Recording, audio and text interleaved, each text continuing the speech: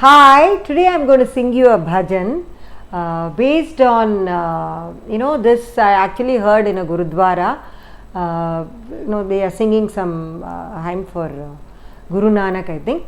So when they were singing in the same tone, there was not a single change in the raga, and the line also, basically, the tune was just the same. They were not going high or they were not going low. They were just following the same thing. I was just wondering why they were doing that. Suddenly it occurred to me that to have a mental peace, or the kind of calmness in the mind, it is always essential that you use the same kind of tone, and the raga also and the tone also should be the same. So maybe that is the reason they were doing, because it was very relaxing when I heard that bhajan. So inspired by that, I thought I will pen it and also compose a song in a bhajan kind of a thing.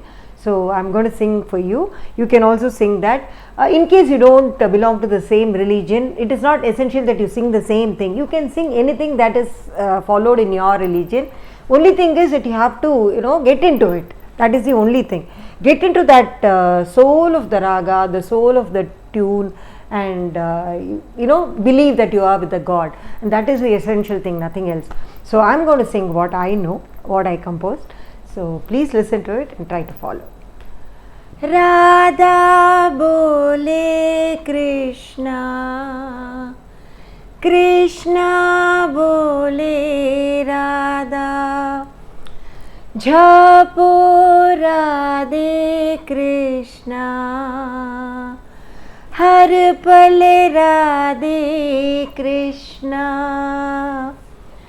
Radha का है कृष्णा, कृष्णा की है राधा, नारायण है कृष्णा, लक्ष्मी नारायण है कृष्णा.